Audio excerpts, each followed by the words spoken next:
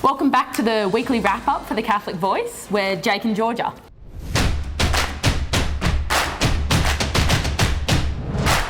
So the first thing on this week's schedule is a very special interview with the Vicar General for the Archdiocese, Father Tony Percy.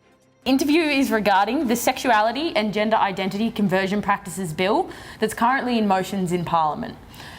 If you'd like to see the full interview, you can head over to the Catholic Voice, but we've got a little snippet here. Good afternoon, Father Tony. Jake. Thanks for being with us. So I first wanted to start off with what's the actual bill that the ACT government is introducing? What does it entail? Lot of words. It's called the Sexuality and Gender Identity Conversion Practices Bill, and it has two dimensions to it. So what are those two dimensions that are out? Somebody who's same-sex attracted. The bill's trying to outlaw the fact that if they came to a counsellor or someone else even in the community and they tried to convince them to be otherwise, outlawed. Wow. And so what's the second part of the Second bill? one is if you're into gender dysphoria and the person is expressing gender dysphoria, you're not allowed to suggest to them that they might want to wait before they go into the big task of gender transitioning. Well, if I was a parent of a young child that was experiencing gender dysphoria and they were not comfortable, if they were a boy and they wanted to become a girl, would I not be able to, under this legislation, make them be more comfortable with being a boy? Well, the legislation is very ambiguous. It talks about treatment and then practices, which is a very unusual way of putting it.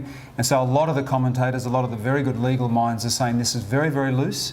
And this means that a parent who's having a conversation and counselling their child not to act too quickly could be fined $24,000 or 12 months in jail, which means they're going to be separated from their kids. So the import of the legislation is actually worse than they thought. Thanks so much for that, Jake and Father Tony. This is all information that we really need to be on top of. So if you're interested in more, there's also an FAQs on the Catholic Voice website. So head over there and check out what else there is to know.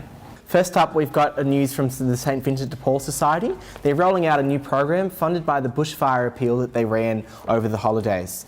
The program will see 70 grants of up to $20,000 provided to community groups and organisations all across the South Coast, which, as we know, has been really heavily affected by the bushfires as well as now as the COVID-19 crisis. Next up, we have a story about National Science Week. So many of our schools across the Archdiocese have been participating in something called the Satellite Selfie. So Catholic education schools such as Marucci, Good Shepherd, Holy Spirit Primary have all had a hand in this project, and it involves students spelling out words or creating pictures that can be taken by a satellite as it flies over. How's this for a satellite selfie? Oh, I don't know if it's far away enough, Georgia. Probably not expensive enough either. Yeah, it's true. The Archbishop Christopher is celebrating his 40th priestly birthday this week.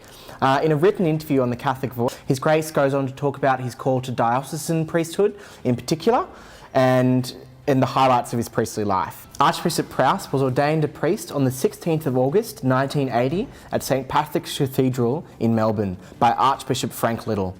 The article containing his interview can be found on the Catholic Voice website. All right, now we have a national story for you all. So a Catholic priest in Perth this week has helped save a man from a shark attack. The Catholic priest on sabbatical was surfing at a beach over the past week. Wow, don't we have some cool priests? When he saw a fellow surfer being attacked by a great white.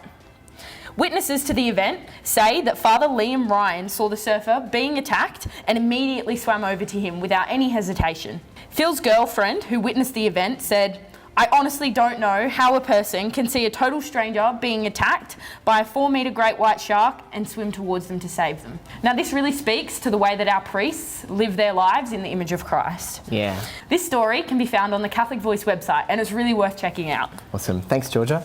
Just as a reminder, as we finish up this week, the Father's Day appeal is still running. We do have over 30 diocesan priests which are retired, so please go and donate as much as you can on the Catholic Voice website.